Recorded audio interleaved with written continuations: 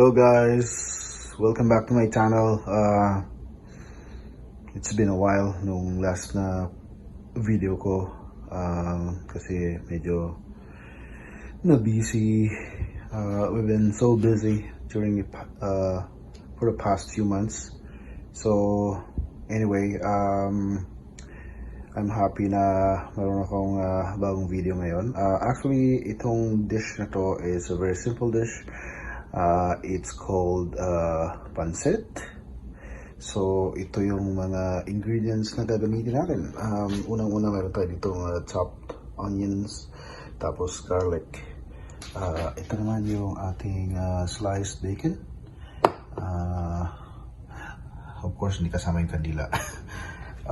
Tapos meron tayo ditong chicken breast, sliced din yan. Pero luto na siya. Tapos sa ating mga veggies, ito carrots, tapos merong green beans at saka yung pechay or bok choy.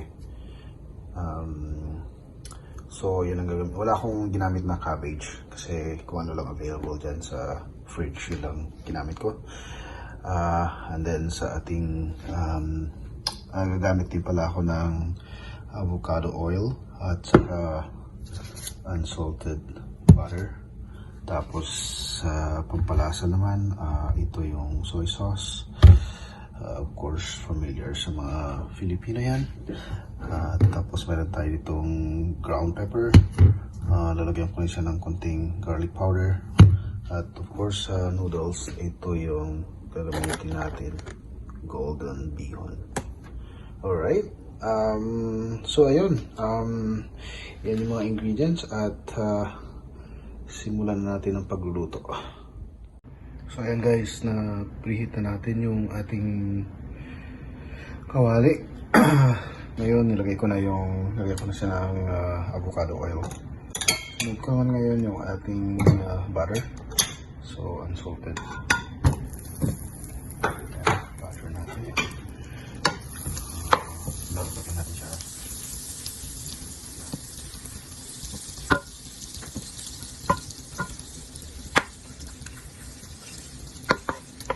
Ang nagamit kong kawali ng stick to, nabilip sa Costco. So, ayan yung butter natin. Ngayon naman sunod ko yung garlic. Ito yung garlic.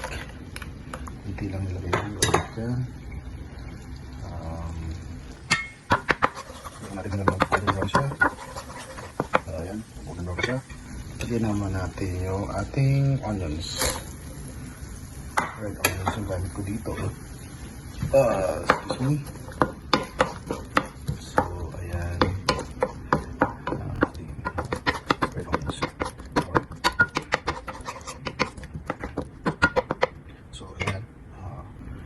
Ko lang ng konti ito sa number 8 siguro para mabilis.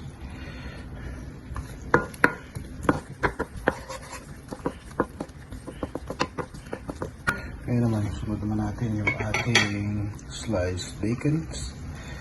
Ito yung sliced bacon natin. Lagay na natin yan. So ayan guys, after 5 minutes, lalagyan natin ng soy sauce ngayon para lumasa siya. Okay, so like I said, bikinimin silver swan. So lagyan natin ng konting toyo, siguro mga 3 kutsara o 4.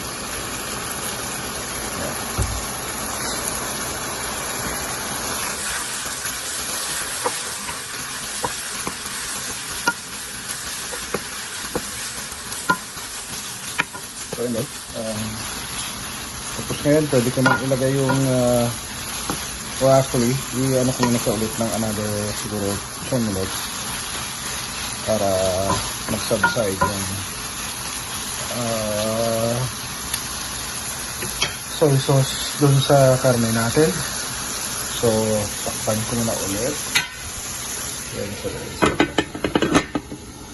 yan, tinakpan ko muna ulit. So, and guys, after 5 minutes, buksan muna ulit natin at ayan, okay na siya. So kanina hindi ko dinamihan yung soy sauce kasi mamaya doon sa noodles maglalagay ulit tayo. So dapat tama lang para hindi masyadong alat. Okay? At saka kung medyo kulang pa yung alat sa inyo, pag luto na siya, pwede ka naman maglagay ng soy sauce. Depende kung anong lasa na gusto mo. Alat. Yung level ng alat ang gusto mo. Okay? So ngayon naman, lagyan na natin yung veggies natin. Ayan.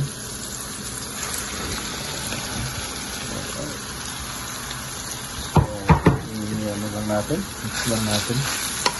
Tapos mamaya, siguro mga after 2-3 minutes lang to. Tapos i-set aside natin to. And then magpapakulo naman tayo ng tubig para doon sa ating noodles. Okay? So, takpan ko muna ulit. Ganda ng kulay, diba? Healthy. Ganda to. So, takpan ko muna ulit. Ayan. After 2 minutes, i-set aside natin. Tapos, pakulo tayo ng tubig. Okay? So, ayan guys. Nilagay ko na pala yung noodles kasi kumulo na yung tubig kanina. Hindi ko na pinakita sa inyo. So, ayan siya. Tatakpan ko siya ulit. Tapos, pakula natin. Then, mamaya ihalo ko. Okay? Pag medyo sobra yung tubig, pwede kong bawasan. Pag kulang, dagdagan ko na lang. Alright? Nilagay ko rin pala siya ng soy sauce ulit, yung tubig. Tsaka konting ground pepper. Tsaka garlic powder. Okay? Takpan na natin. Hanggang sa kumulo siya. So guys, ayan. Yung after mga 8 minutes, I think ganyan na itsura ng ating noodles. Dry na siya.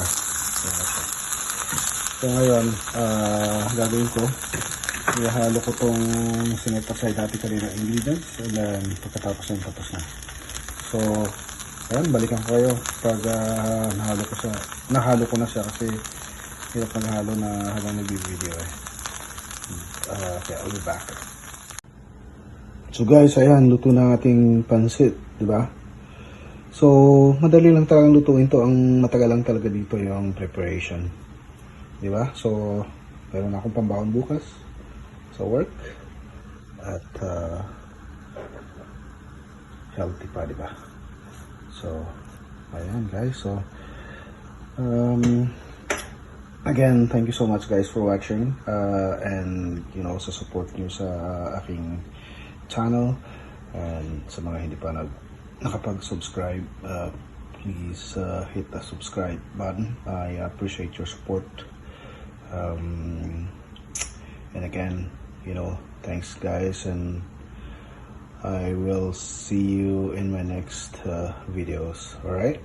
Okay, ingat lahat at thanks again guys for watching. Have a good day. Bye.